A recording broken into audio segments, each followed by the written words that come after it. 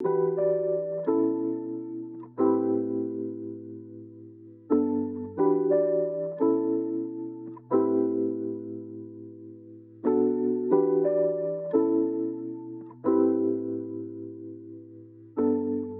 everyone. We are recording on Monday, July 5th, 2021, and I am your host, Sean. Joining me today are co-hosts Zach. Hello, everyone. And Rob. Heyo. You're listening to episode 10 of the 4for4 podcast. This is a weekly podcast where we take a deeper dive on 4 select shows from the current anime season and discuss them in 4-episode batches week by week. This week, we'll be covering episodes 9 through 11 of To Your Eternity. And as you might have noticed, 9 through 11 is not quite 4 episodes. And as you may have noticed from last week's episode, if you're listening into our Megalobox coverage, that was 5 episodes. So the typical format of the 4for4 podcast is 4 shows, 4 episodes a week.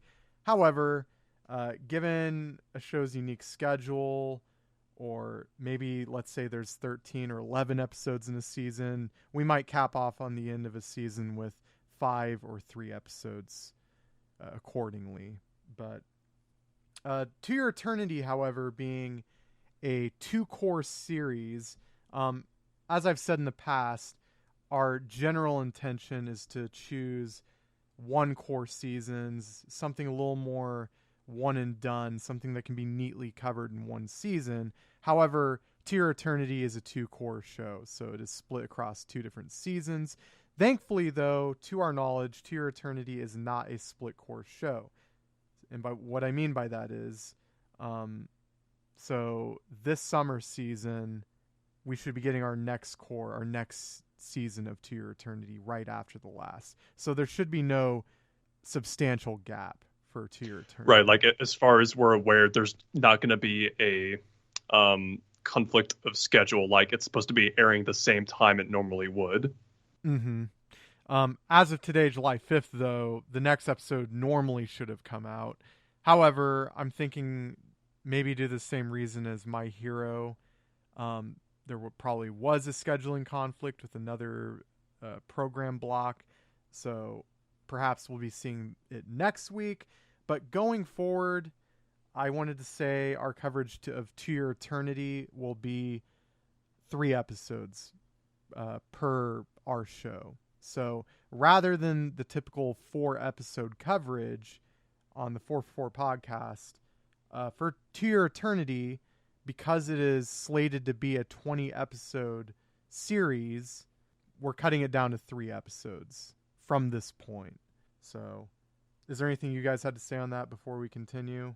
I know it's a bit of a mix-up regarding the schedule for one of our shows, but in this instance, to align to that 20-episode schedule, covering 3 episodes per our episode of our show, that's what makes sense. Yeah, I mean, I think it's services this because, I mean, and personally, I think there's quite a lot to take away just even from 3 episodes at a time because I've been enjoying this later half and been a lot more optimistic since it towards the beginning, Well, there's definitely more to minus the chew first on. episode. Yeah, no, I think it works great for this, especially because, minus the potential scheduling conflict for this week, I mean, I still think there's a lot to gauge from it, so I still think it works fine. For sure.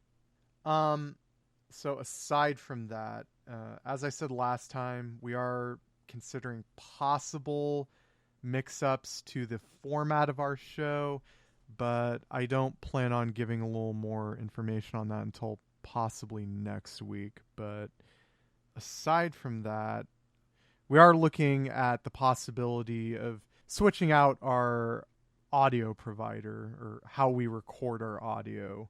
Because right now, to be frank with you guys, we're using Skype, which is not the optimal route for this endeavor. So What you talking about? Skype's my favorite thing ever. yeah, it's not like I had to reinstall the program 5 different times to make it work. I think the audience would be baffled, like how much we went out of our way to get like good quality microphones and setups that you would not You wouldn't guess because of some of the like audio layering and feedback from recording through Skype.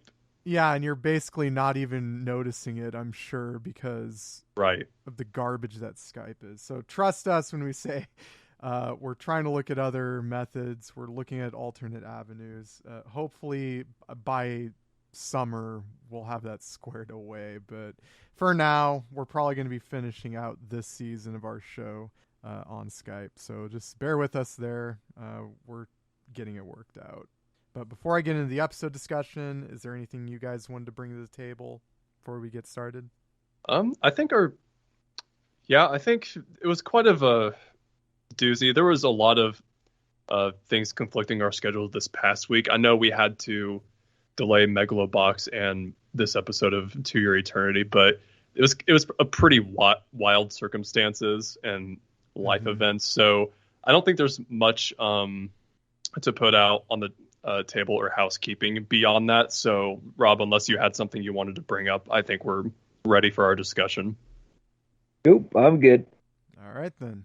Okay, so getting to episode 9 of To Your Eternity, we open the scene with Gugu and Fushi playing pranks on the town citizens.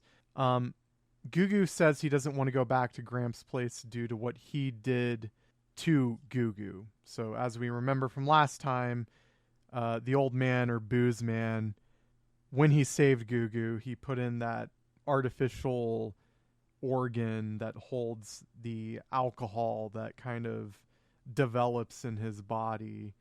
And for actually, I'm not sure if it develops in there or if he puts it in there. I think he just puts it in there and he lets it. Well, it was basically a science experiment for him, just because he was curious.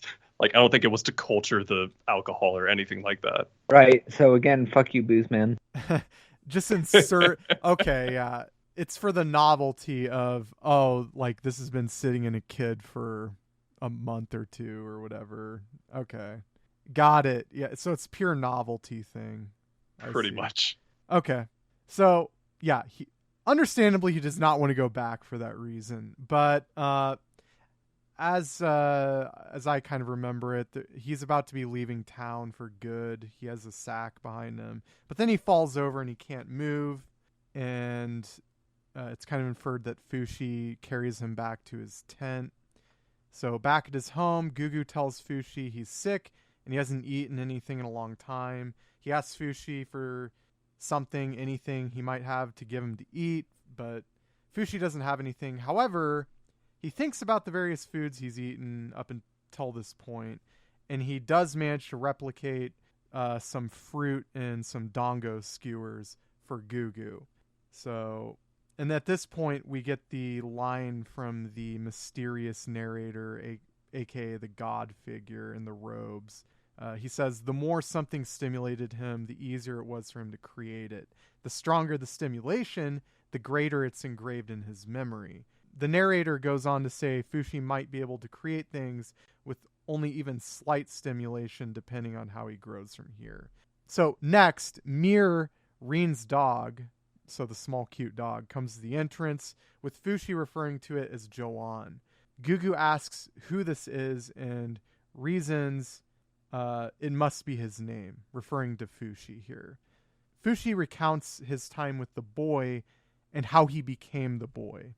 And Gugu also reasons from this point that Fushi took on the appearance of the boy after he died, and explains the concept of death to Fushi and that Fushi might even be able to become him when he dies.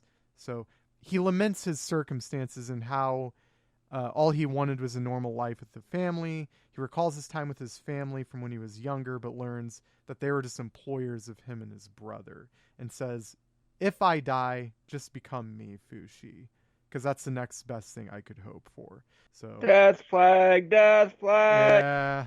With that, on those last few scenes, what are you guys' thoughts?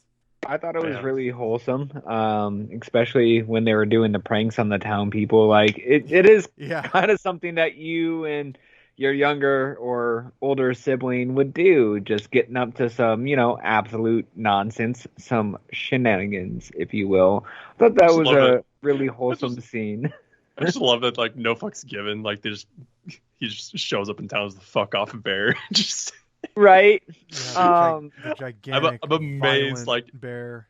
Like, I can't imagine the socio-political, like, landscape of this town. Like, everyone is still living there, minding their own business next day. Yeah, I love that idea that dozens of citizens in this town are just reporting this gigantic bleeding white bear just suddenly appearing and terrifying everyone. It's like, oh, another Tuesday, innit? Yeah, but like, I have to imagine the authorities are just like, what the hell are you people talking about? Like, because I don't know, like, on some level I think, like, oh, they would just get caught at some point, but whatever. Like, I just roll with it. It's funny.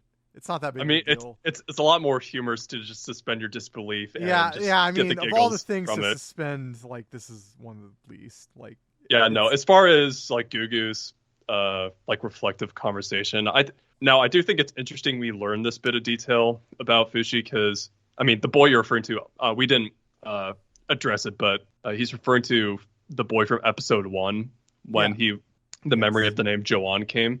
Yeah, the fact that we're learning a bit more about the extent of, like, Fushi's power, and that basically everything regarding how he operates and the extent of that power is based on the level of stimulation he receives from the world around him.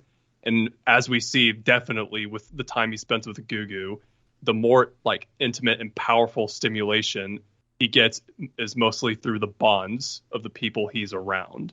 Mm-hmm. And I think, especially by the time we get to the final episode we'll cover today, I think it's at the highest peak we've seen so far in this series is with himself and Gugu. And I think it goes places, and it's actually very compelling. And the last thing I'll give my thoughts, the scene of him and his brother when he's basically going over their previous life circumstances and what led to them there.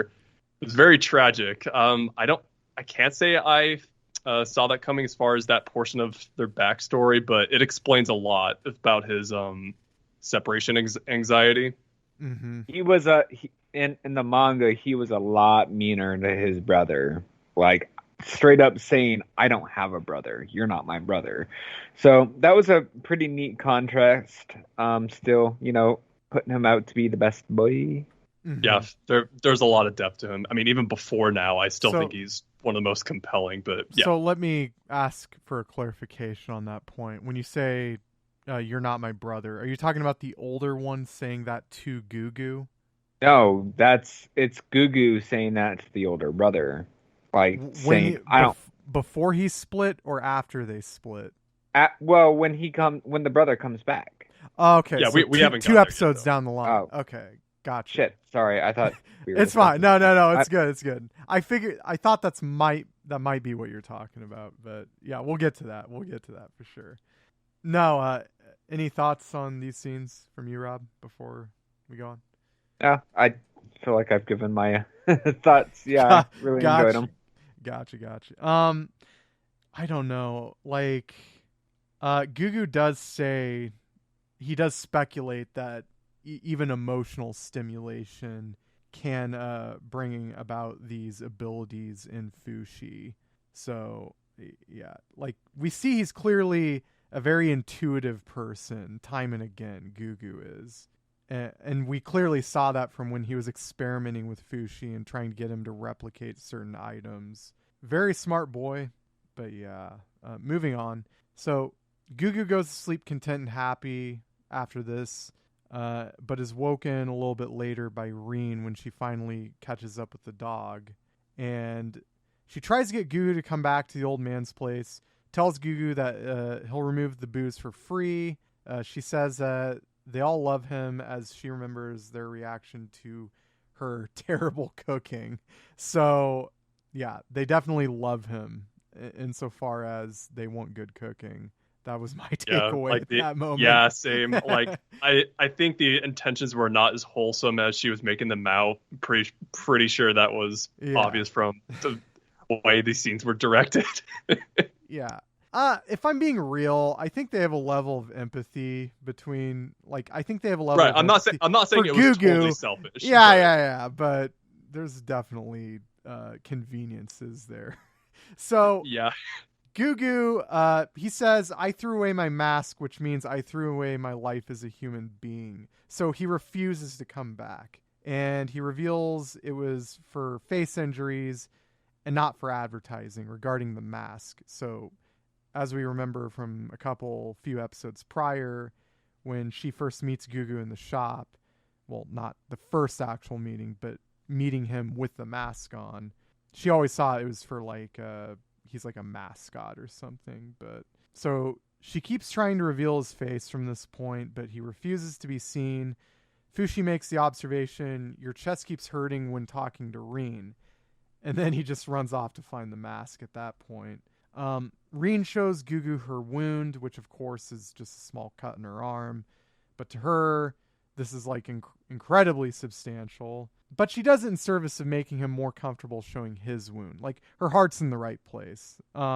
And he continuously... But it also kind of shows where she stands in, like, society. Like, I've got this small little blemish on me, comparatively, right. where somebody like Gugu I was definitely going to bring that up after, after we see the... And in accordance with that, he continuously calls her an idiot for making a big deal over such a small wound, or to him it's a small wound. And Reen, saddened, thinks Gugu is being similar to her parents, coddling her and not treating her as an individual, overlooking her issues, Gugu says she's foolish for thinking the way she does, and observes it as counting people's kindness as misfortune and bragging as though she's complaining.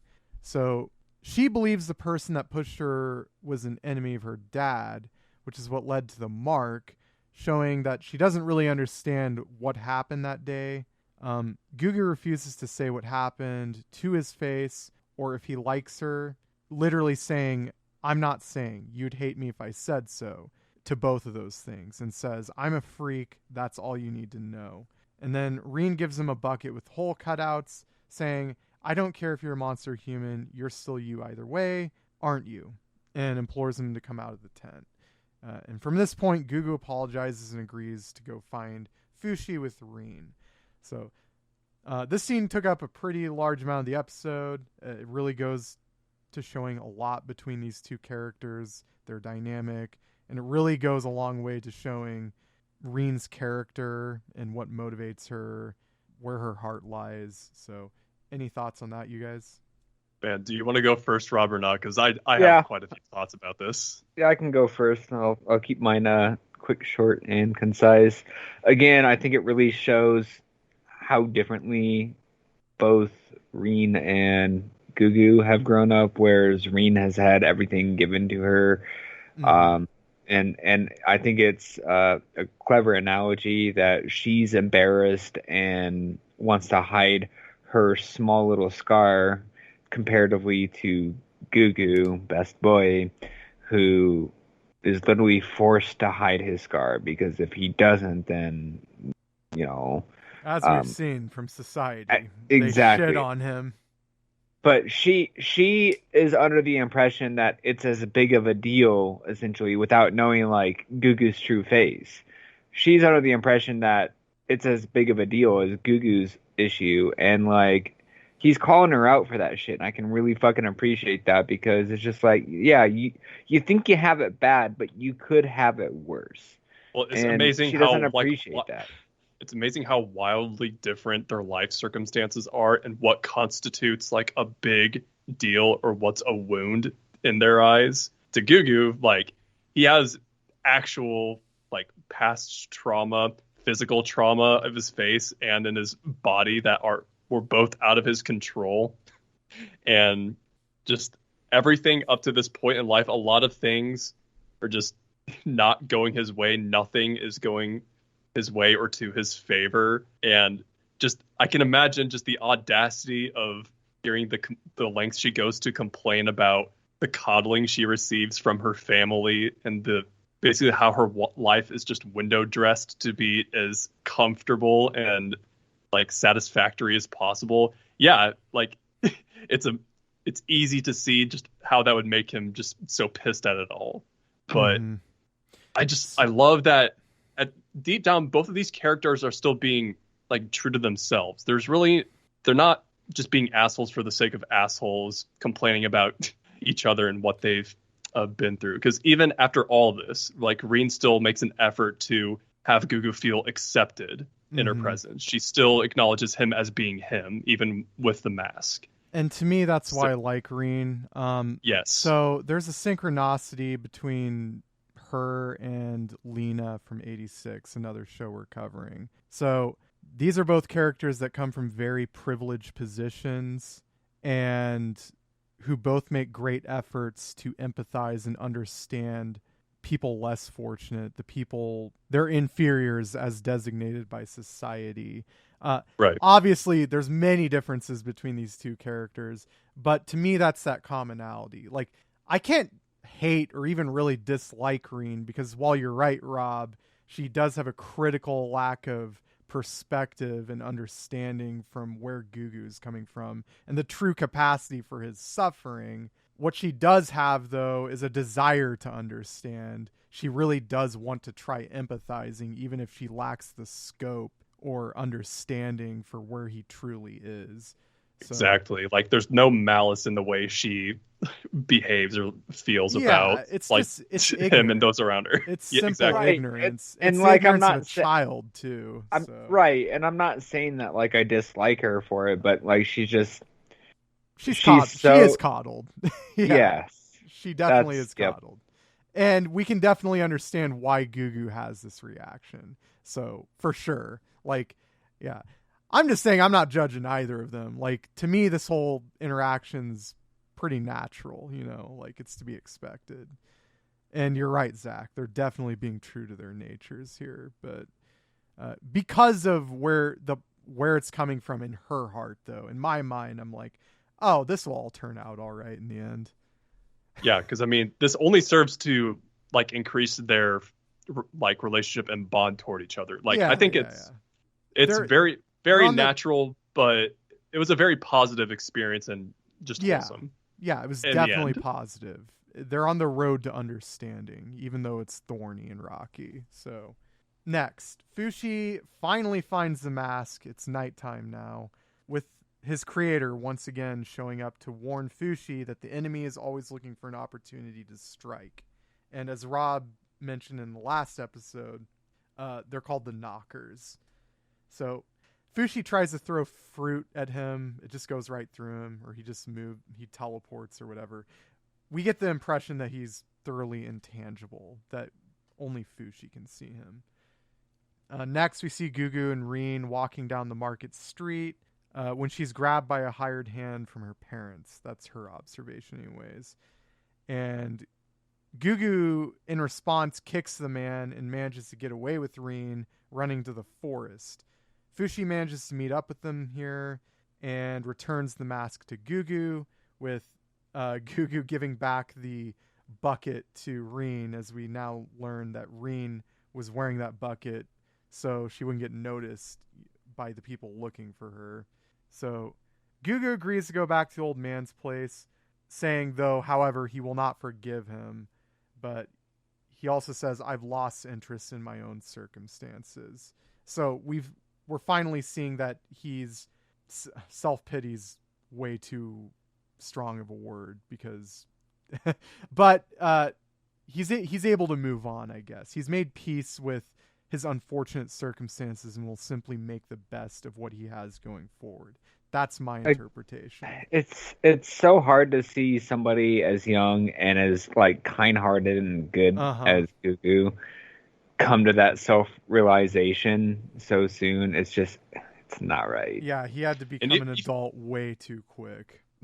For sure. But I also think it's not even a simple matter of apathy here. Like, I think just because with his previous conversation with Reina, like, I feel like because he's found solace in someone that he's, likes, not this fantasy, like, I like you, but it's more of, oh, I understand you a little bit better now. Your circumstances are somewhat similar to mine, just in a different fashion. I think in that way, he's lost interest in his own circumstances because he's like found a form of solace and companionship in Fushi, but also now Reina as well. No, I'm glad you said that, because the true similarity between them is, on the surface level, it seems like she has everything that he ever wanted. She has a family that, air quotes, cares for her, but her grievance is, but no one ever sees me, like every time I ever try to do something independent, they just try to improve upon it, or they overcompensate, I guess. Like, she doesn't feel like she's being treated as a person, I guess. Her own agency and independence isn't being accepted for what it is. There's always something to add, improve, or yeah. She's being treated as a mean. So when I say a means to an end, I mean she's being treated as, your purpose is to be the bride for, whoever whatever family you marry into. So right. And a lot of this serves to that end and purpose. Yeah, like, we're trying to make you more eligible, essentially. And everything is in service of that, making you more eligible. Like, we don't really see you as a person. To Gugu, this is absurd, because all he ever wanted was a family to take care of him, a family to, like, simply having a roof over his head and having a family to feed him, like, that's heaven to him. But I guess what they find in common is family is what you make of it in the end. Yes. And Fushi, I keep wanting to say Fushi. Gugu found his family in Fushi first, but is now also finding it in Rin. And Rin is also finding it in Gugu. In a way, Gugu is the first person that ever saw her as a individual with agency. Mm-hmm. And she's the first person, aside from Fushi, that he's actually starting to see, oh, you actually care for me beyond, whatever way you can use me. So, right. No, I'm glad you said that. So, next, one of the servants, a woman of the family, of Rin's family, finds them alongside the road as they're returning to Boozman's place, with Fushi crashing into the woman in March's form to distract while they make their way to Boozman's place. Gugu and Rin continue running as Fushi is whisked away, however, by the vine monster, or the knockers, which causes the woman to shout out in fear. We kind of hear in the background, there's a monster. This causes Gugu to run back for help. To help Fushi. And then we see Gugu finding March's corpse with petals flowing out into the knockers, as we saw a few episodes prior. So with that concludes the episode. Any thoughts on the episode as a whole, or going ahead? Yeah, I think this is high up there. Since the beginning of the series, I think episode 1, it took a lot out of me going from episode 1 and beyond, because I just think many of them did not live up to the bar and standard that the first one did on an emotional level.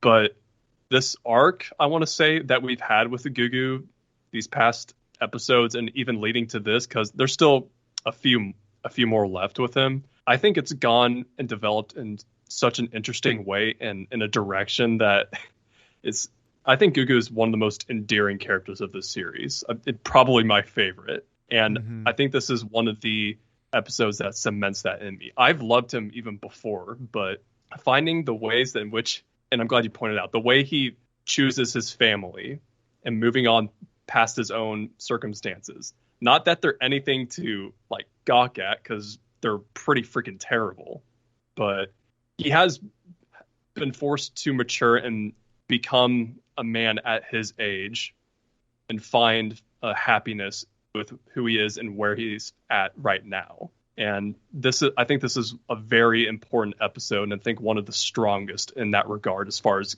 developing his character. As a whole, I really enjoyed it. For sure. Yeah, no, I agree. Before moving on to the next episode, again, I think him learning to love himself and realize his self-worth could not have happened without Reen in this episode. Because while Fushi was incredibly important in him, like, Fushi was important because, oh, you're a fellow monster. We can both be monsters together. Like, Fushi's important because he found an individual similar to himself in that regard. Like, you're also an outsider. Like, but we're outsiders together. Right, but but he's never cast away that part of his humanity. He's just he's longed to have that side of him accepted, which he found in Reen this episode. Exactly. So yeah, no, incredibly important episode, not just for Gugu, but as we all know, anyone who gets character development aside from Fushi, that in the end will always go back to Fushi one way or another. So yeah. All right. Moving on to episode 10. We open to Gugu running toward Fushi with the narrator speaking. All beings in the process of living are met by those who stand in the way of their continued existence. They take and destroy what comprises them, restricting what they can do. I do not think highly of this. The freedom to choose is a sacred thing that ought to be given to all. So this is kind of the raison d'etre to this character. Like, I mean, it could have been inferred many times up to this point, but this is a being that seeks to preserve and create. These knockers are a being or a representative of an opposite force that seeks to do the opposite, essentially. So Gugu is saved by Fushi as he replicates many spears to protect Gugu and himself, with Gugu working out in his mind, you know, this is the same creature that attacked Pyoron and Fushi before meeting up with them. Gugu tries to help Fushi, but is tossed aside while Fushi is stabbed through again, with his human form now being taken by the knockers. And when Gugu is swiped away, he vomits up the booze, which is also lit by the falling torch nearby, which gives him the idea, oh wait, maybe I can just spit this and kind of make like a flamethrower. So Gugu tries to make a spitting attack with the torch against the knockers, but realizes his stomach is empty of all booze, and he's told once again to run by Fushi, but he promises he'll be back in 5 minutes, planning to fill his belly again with liquor and then come back to finish the job. So on his way to Booze Man's place, he falls over with his vision fading as his body turns red on the way to Booze Man's. At this point, he does manage to make it to the house, and of course, Reen is being taken away by her parents and the man who tried grabbing her in the prior episode. He recognizes Gugu as the boy who tried taking her. So before we move into this next scene, any thoughts on the opening sequence? Yeah, I think it's a really cool concept with Gugu's ability to potentially breathe fire. Mm-hmm. Yeah, for sure. Yeah. I know this is like pointed out by Boozman here later after the next scene we're about to discuss, but one thing I had to like double take and rewatch this after my first session. I didn't piece together how much like in physical danger Gugu was when he became drunk in that forest, because I was like, oh yeah, he became nauseous, but all this booze is out of his system and he's suddenly getting drunk. Okay, this is a little weird, but as Boozman, basically, as Gugu refills and goes back into the forest, he pieces together very quickly, oh, you have an internal, like, injury. Yeah. Like, there's a hole in your stomach or whatever. I'd kind of inferred that, but, yeah, it was confirmed when Boozman said it.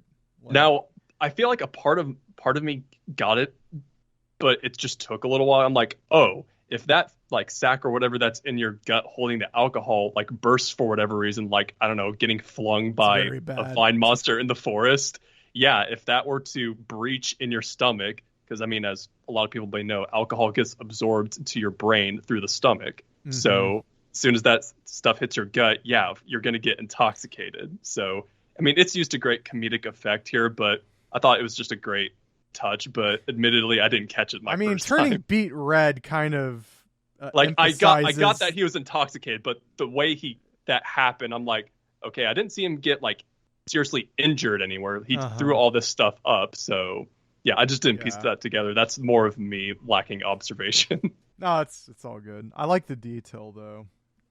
And it leads to this next great scene. It allows for this scene to happen. So, Gugu, drunk from the internal injury, is trying to ask Gramps for more booze, who finally relents and pumps him full of the strongest alcohol he has, highly distilled, as he says. Right in front of Reed's parents. I love it. Yeah, they're looking on disapprovingly. And, however, they try to continue taking Reen until Gugu attempts to stop them. Reen then exclaims she wants to be treated more like an individual, with Gugu, before leaving, professing his love for Reen, which leaves a clear mark on her. And at this point, it finally looks like she relents in going with her parents, but is stopped by Pioran before they leave, as I think she knows by now what Gugu is going to do.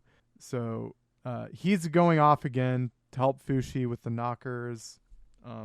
He runs to the forest to find the bear version of the knockers, avoiding the vines, but he does end up making a successful attack against the knocker bear, which eventually turns into ash. And by the way, like, everyone back at the brewery can see the fire in the distance from here, so they all know something's going on at this point. So the rest of Fushi's essence goes back into the rock, which is his original form, the first form the orb took on. And he reconstitutes with all of his forms, and he thanks Gugu for saving him. And in the morning, at dawn, they arrive back at Boozman's home, making a celebratory... So Gugu makes a celebratory meal at this point, though he resolves to now to call Boozman Booze Shithead for doing what he did with the organ. This draws the ire of Reen's dad, because, respect your elders, but her parents do acknowledge his cooking ability, so that's all good in the end there. I kind of glossed over that, but any thoughts from this final confrontation with Gugu and the knockers? I loved it. I love that Gugu is taking on this protective older brother role like he wanted to. Like, he always was cementing into place within our story here that, oh yeah, Fushi is my younger brother. He's my younger brother, even though Fushi looks older. Definitely lived up to that. Yes. And it's very strong of his character too, because I mean, once again, he has at this point addressed his separation anxiety from his older brother, and just the resentment that's built from that. He's kind of addressed it and lost interest in his own circumstances in so many words from the last episode. So when they're almost immediately the next, like that evening, confronted with danger, Fushi being attacked, there's no like resistance or hesitation in him, like going gung-ho protecting him, like as the quote older brother. No, I think it's, again, Gugu is best boy, and this is part of his character that's very endearing. Definitely. He always has, of any character in the series, he's always had the strongest moral compass. And yeah, he's always had the strongest moral compass. And even in the face of imminent danger and or death, and I think that's largely because he was largely resolved to dying in one way or another in these last few episodes, in service of protecting his new family, I feel like he will do anything. And he definitely did with Fushi in this instance. So, yeah, as you guys keep saying, Gugu best boy. So, next, Fushi meets with the robed creator once again, being told to leave this place as he wants Fushi to become stronger. And he doesn't believe he can do so here, as he'll become static.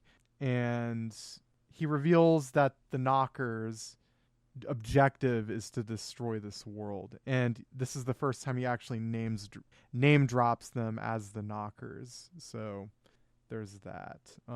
Fushi, with resolve, states that he needs Gugu though to grow, and his creator acknowledges this, saying this too is an option. So before it goes any further, Gugu comes out, interrupts them, and he wants to grab Fushi, but he clearly can't see the robed figure.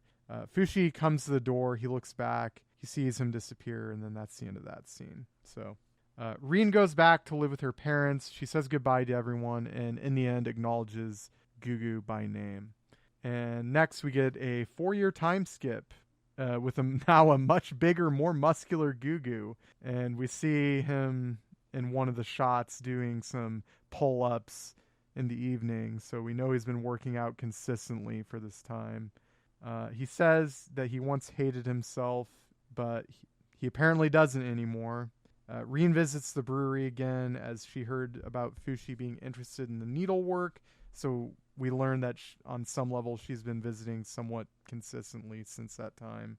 Fushi now appears to be good at cooking, as the meal they see was all made by him apparently. And Pyoran says he went to wash up. So the next shot we get is Fushi cleaning himself off. He's looking in the mirror. He has some stubble. He's clearly aged over the years. And we end with a shot on the family happily eating their meal Fushi made. Of course, family being Boozman, Pyoran, Gugu, Fushi, and Rin. So before we move on to the next episode, any thoughts? Gosh, just everything from like we kind of got the end goal, I guess, with the creator basically saying, yeah, these things, they're trying to destroy the world. This is your mission orb, I guess. Like he didn't give that connotation to it, but I'm like, oh, so this is the end goal. This is the MacGuffin to destroy the world, I guess. Yeah. So I actually don't see this being as a creator. I see it as a preserver. Like I have a inkling that he didn't make this world or its inhabitants. I feel like Fushi is his one true creation. But I get the intuition that he is trying to preserve life on this world, and Fushi is meant to be a guardian of sorts. That's my guess. I have no knowledge of what comes after this, but yeah, I'm sure we'll learn much more about the cosmology of this world and whatnot, but that's just kind of my guess on that end. As a whole, though, I really like this episode. It served as a really good stepping stone to the next portion of the plot while showing all of the major players and their resolve in this story. So, yeah, I do love that scene with Rin though before the time skip. Just she's lost interest in her own circumstances. That was a nice touch. Mm-hmm. Yeah. Any thoughts, Rob? Nope. I think I've said my piece on this episode. Love everything about it. Okay, great. All right, so let's move on to the next episode, episode 11. So we learn Fushi hasn't changed forms over the last 4 years, which is why he's aged. The reasons being, 1, he's never encountered the knockers during this time, so he's never had a need to transform. And 2, that he had chosen not to. He wanted to live life as others did, including not making objects to help him. So he wanted to live as a normal human would. Fushi pricks himself when attempting to sew, but Rin is concerned in this moment, showing that she still doesn't know his true nature, that this really doesn't matter to him, as it will heal quickly. So Rin wants to make something for Gugu, showing her clear affection for him as well in this scene. So next we see Rin lamenting the arranged marriage she has to go through when turning 16, as we learn she's about to, which she is about to do. She wants to introduce a boyfriend to her parents to shut down the arranged marriage, clearly with Gugu on her mind in this moment. Fushi knows the emotions they feel between each other, intuiting this as love. A young man visits the brewery, recognizing Gugu. We as the audience can clearly see him as his older brother. Fushi asks Rin if she will ask Gugu to marry her. And so Fushi says, Gugu likes you, so I'm sure he'll be glad to marry you. And then Boozman tells Rin Gugu is busy as he confronts his brother. So before we get to stuff with the brother, real quick, any thoughts on these intro scenes to this episode? I think it's pretty neat to see how much more adept Fushi is with speaking now. Mm-hmm. So we see he definitely learned, and we don't have 1 to 4 word sentences anymore. It's he's full on having conversations, which is a really neat character development. Yeah, and I feel like that's the true it's one of the biggest reasons behind this time skip. I mean, functionally, the story becomes way more interesting when your protagonist can actually competently speak and express complex ideas. So right, I feel like they, like, as far as the plot's concerned, they did everything they could to serve like the limitations of Fushi gaining sentience and learning how to communicate with others. Now I think it's time to have the next step in the story and kind of move on from that. So in that regard, I am grateful because Fushi is able to, like Rob said, he's able to speak and complete the sentences more and communicate a lot more effectively. And I think that's only gonna make the bonds he has with more people as he continues his existence. I think it just makes it all the more interesting for obvious reasons. True. And having that 4 years of time really growing a long-term relationship with not only one but a group of people really lends to that sense of growth for this character. So So next we go to Gugu and his brother. They're finally meeting. His brother remarks that Gugu looks to be doing well for himself before he's interrupted by Gugu angrily asking if he wants to be acknowledged as a piece of trash. So the Gugu of back then, I just want to quickly say, wouldn't have come to such a harsh conclusion despite being abandoned, because the Gugu of back then, as he said at the end of the last episode, hated himself. He saw himself as largely worthless, that he was cast aside because he felt that he was a monster. We can clearly see now, though, that 4 years later, he does not think of himself quite in those terms any longer. Like, he's grown that self-worth, and more importantly, he's grown to love this family that he's built up around himself. So, and we'll get more into that, but I just wanted to make that quick observation to what he said there. So next, his brother apologizes, saying there was something wrong with me back then, but Gugu says this is merely his true nature. You betrayed and ditched your kid brother. So his brother acknowledges this, but in turn shows him the ring Gugu gave him. He apologizes, saying it took 4 years to find him, and he's, in the meantime, made a business selling farm tools, employed some people, and he's finally started making a stable living. He wants to realize a life of prosperity with Gugu and to start over as brothers. And Gugu simply states, "I'll pass." So Gugu says what he's gained from overcoming what his brother did to him was a miracle that shaped him into the man he is today and the beloved family he's made for himself. His brother accepts this sadly in the end, but says he can always count on him as Gugu walks away. Any thoughts from you guys on this whole exchange? Man, yeah. I was waiting for something like this. No, it doesn't make the older brother's actions any less recompensable. There was obviously unforgivable in every conceivable way. With that being said, I think it's important to acknowledge that the older brother, he's moved on from the mentality of trying to, I guess, get ahead by any means necessary, even by abandoning his younger brother.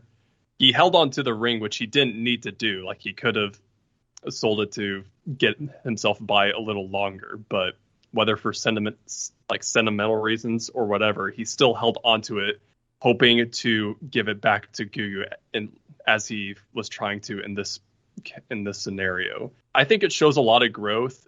It doesn't give Gugu any more reasons to forgive him, of course, but I appreciate that Shin is not just a one-off a toss away character, if you will. Like, this is clearly a man who regrets the actions that he's taken, and though he knows he will never be forgiven, he still makes himself available to Gugu and still loves him as a brother. So yeah, he's still kind of a piece of shit, but he's like, he wasn't satisfied with staying in that state of being, if you will.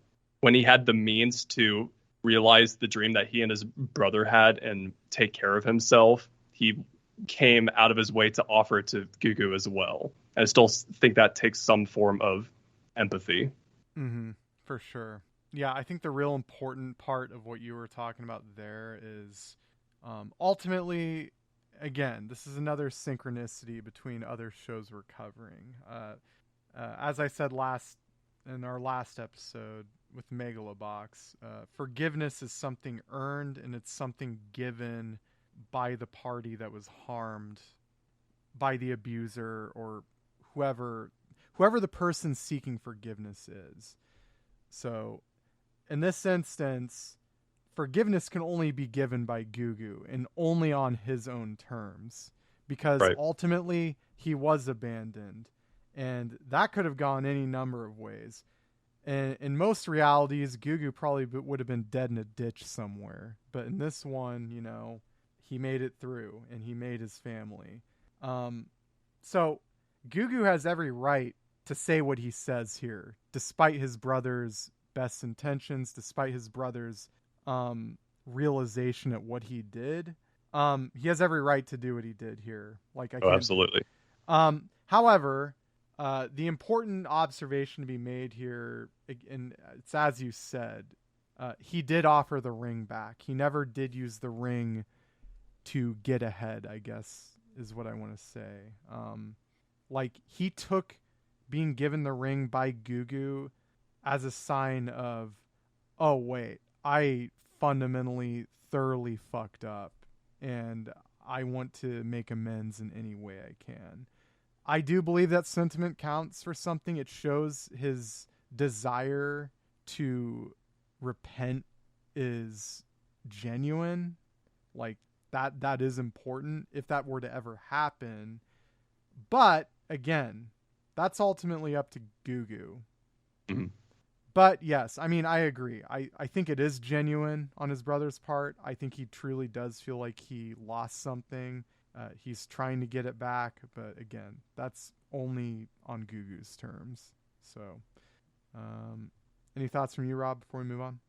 Yeah, kind of like I said, Gugu was a lot more mean in the manga. And I think it's well deserved. I do see both of your points. Well, it's definitely well deserved. You know, how the older brother's acting. He didn't sell the ring to get ahead, which is, you know, something to look at, but still, it's the only sign that he's being genuine. I want to say, like, that's the only way you can determine that he is actually being genuine here. But it does not make up for what happened. No, exactly. And if I was in Gugu's position, I would be saying the same thing. Like, fuck off. I'm done with you. I've got my own family.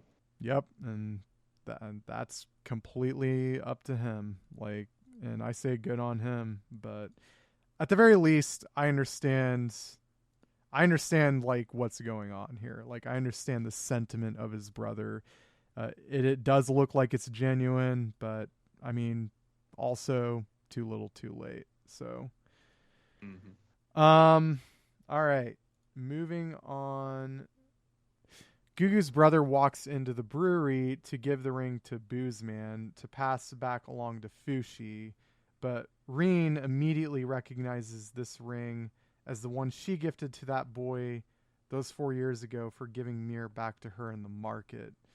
So she runs outside to give the ring back to Gugu, because I think at this point she reasonably concludes that it was probably Gugu. Like, she's not 100%, but I think by this point she's starting to connect the dots. But she finds him asleep on the top of a stack of potatoes, purple potatoes, but they all call them potatoes, so I won't question it. Potatoes are actually kind of purple, right? There are varieties that are violet. Okay.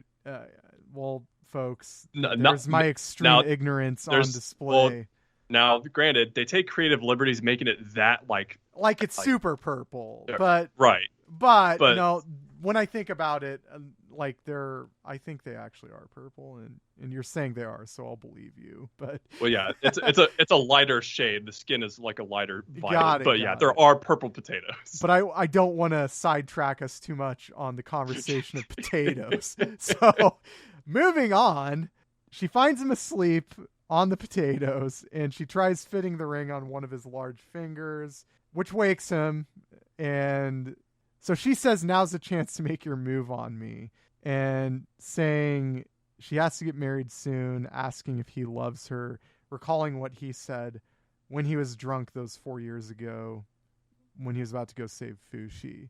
But he does not recount this, which embarrasses the hell out of her, and tells him her birthday party will be happening next month before running off. Boozman shows up saying, yeah, you probably lost your memory. You're drunk as shit, dude. And then he's like, anyways, you want to see this cool new mask? I call it the anti-tree man, and the anti-tree man mask. So he says it took him a full year to make. It's heavy, but it can make a fire without a torch. And if you slam down the mask hard enough, I think there's a flint at the front, which will make sparks. So you can kind of do your torch thing without having a torch. So a month later, roughly, Fushi and Gugu are leaving. Gramps gives a sympathetic goodbye to Gugu, saying he thinks of him like a grandson. And after he leaves, talking... Death flag, death flag, death flag! Yeah. After he leaves, Pyorin is like, why are you crying? And he's like, I can't stand the thought of dying before him. Also saying he wants to see him have a normal life. Yeah, definitely. You know what I want to say here. Yep. And Fushi and Gugu walking through the market. Gugu picks up some purple flowers on the way to the party. The same ones we saw Reen picking by the river when Gugu saved her that day. He's clearly motivated to give her those because that's what he remembers on that day. So, before we get to the final protracted scene at the party, any thoughts? I mean, I'll let you take it here, Rob. You had something to say. Yeah, I mean, we're getting death flag after death flag here. Yeah, I mean, that's all I gotta say. God damn it, I mean, all good things must come to an end, but all best boys can't remain best boys forever. I mean, they can, but in our hearts. Well, I think it's a little too early to say. We don't know yet exactly what Gugu's fate will be, but... No, but man, that writing is on the wall. Yeah, I mean, we've established a pattern here, so I can't help but on some level feel the same Keep way. That suspense. Well, and it's not even the pattern that's giving it away for us at this point, but it's just the dialogue is really on the nose. And I'm not saying that he dies, and we're not saying that he dies, but this dialogue though, you can't deny the death flags. The way this is all written, it's a phrase I love using, but the economy of the storytelling here, what everyone says to each other, I have to agree, much of the dialogue is in service of pointing towards that direction. It's all pretty convenient towards that line of thinking. So next, Fushi and Gugu arrive at the party, much to the displeasure of the crowd based on their dress. Fushi wearing a really basic shirt and Gugu not wearing much of anything other than his mask and pants. So Reen approaches them and Gugu wants to ask them about what she said the day she awoke him. And she says she has to go, kind of flustered, as he gives her the flower. And she asks why he chose this particular flower for her. And he responds because it was purple, a color he thought she would like. Everyone, however, in the party thinks it's the only reminder of the trauma from the day she was pushed at the riverside. But she only remembers it fondly for reasons that are obvious to us. So Gugu is told off for his mask by a random party goer. falls into the fountain as the man tries to remove it from him. Then Reen once again tries coming to his rescue. She attempts to dry him off as she must leave to visit her betrothed, as stated by her father. Gugu looks on and asks Fushi if he's ready to go home after this point. As the way I look at it, he just continuously denies himself the possibility of being able to marry Reen and live happily with her. So Fushi says, your life isn't something given to you. It's for you to win yourself. And when asked if he came up with that himself, Fushi's like, no. And Gugu's like, whatever, man. I'll be waiting outside. As he walks into the garden, Reen approaches him, asking if he's leaving. And then there's a really nice scene here where she confronts him on his injury, how he got it. And by this point, we already can see that she's kind of worked it out. But then she confirms it through a line of questioning. He doesn't lie or refuse any of it. And they come to a moment of realization. Everything's looking great. The music's swelling. It's about to be a happily ever after moment. And then the balcony gives out. He falls. We hear a shout for Gugu. And then we hear the robe dude say, the knockers are here. And God damn it. Like clockwork, we can't have nice things. No, this is why we can't have nice things. All right. Thoughts from you guys on this episode and what to expect going forward. Rob, I will exclude you from that since you've read ahead. So all right. It's probably best that I don't speak because I know exactly what's going on.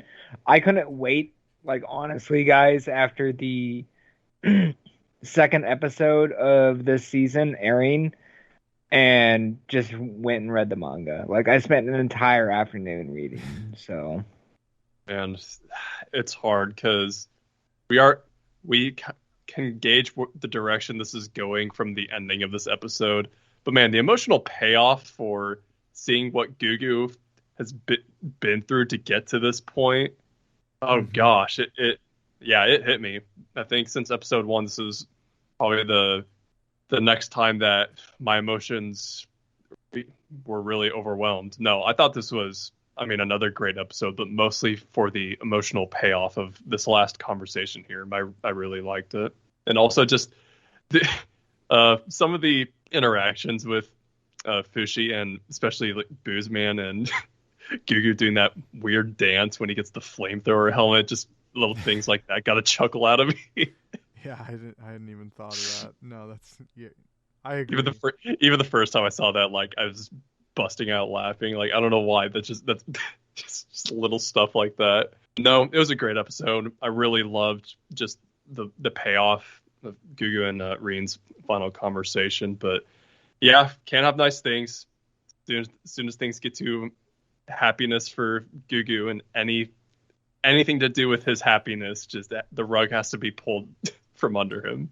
So, and thus comes one of the strong and weak points of this series, because with the knockers established as a continuing antagonistic force, I feel this narrative is a bit at risk of becoming a little too predictable and structured for my own taste. But as of this moment, at this point, I'm liking the balance between the calmer moments and the more suspenseful moments. Ultimately, we don't know where it's going from here. To me, it's pretty clear, though. Someone's dying. I think it's going to be Gugu. There's so many signs. The opening sequence, to me, makes it really obvious.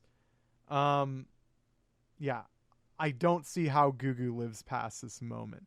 However, I have a lot of speculations based on March, because she didn't go to the other side, essentially. When she passed, she persuaded, even if he was largely unaware of how or why it was happening, she persuaded Fushi to stop Perona from killing herself.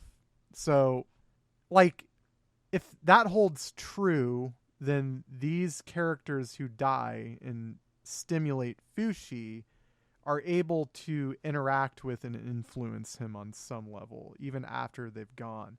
Again, I don't know what's happening next, but like I just wanted to make that bit of speculation. So no, I think that's fair. That could lead to very interesting things going forward. That's all I'm going to say. Again, I don't really want to make any more speculation than that because I don't know what happens going forward. And I really just want to see the next episode before I start going wild. But yeah, I mean, I'm kind of in that same camp because on one hand, I'm pretty certain Gugu is gonna bite the dust here soon, and after that, you know, I can't imagine Fushi staying where he is now, especially if, you know, this is the family he's been for the past 4 years. Probably. I was gonna say, based on that opening sequence, I don't think he does stay there. No, I can't. I reckon he won't. But what direction? I agree with the worries you have. I don't want the story to turn to we go to point A, we grow, you know, bonds and meet new people at point A. We get to point B where we're at and then just a nice apart. Yeah, because we're at a nice point in time and happiness for everyone. Then knockers show up, fuck everything up. All right, go to the next point A. Or it's going to be highest A. It's going to be one or the other, guaranteed it every single time.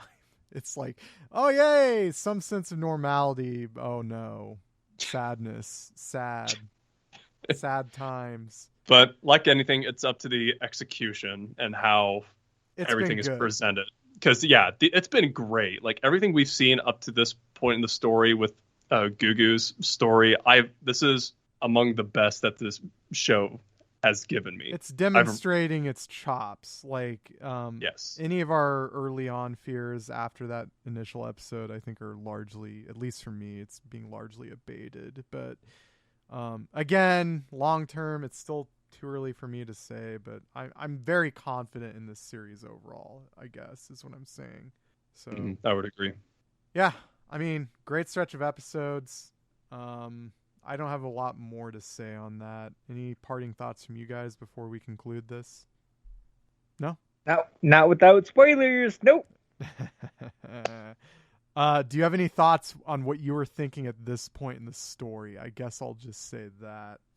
So yeah, like kind of really heart-wrenching. I'm invested in it, but at the same point I can see your point of view, Sean, where you're saying that it could get a little bit tired and contrived with the cycle. I have faith. I think I know this. I have faith that the writing is going to be good. I know this manga has a pretty esteemed reputation, and again, that's largely one of the reasons I picked this up. So, yeah, we'll see. That's my concern, though, I guess. And even then, even if that were to happen, I mean, even if it did fall into a predictable pattern, that doesn't mean it has to be bad, but that does remove some of the suspense. So I guess that's all I'm saying.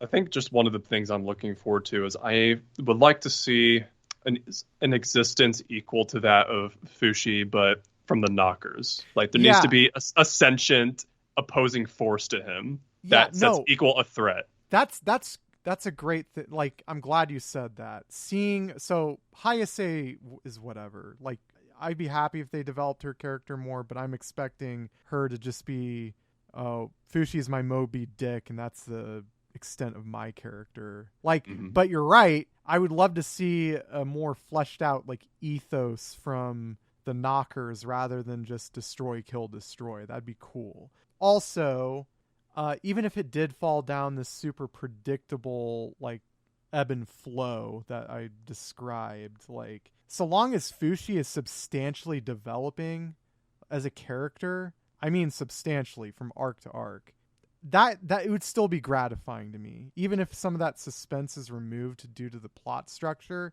so long as he is, like, drastically changing from arc to arc in meaningful ways, that would still be cool to me. But that would also signify that his enemy is growing at a similar pace. So it's interesting. I just feel like the stakes need to raise a lot higher from here on, like when this arc finishes, which I feel like it will soon. Yeah.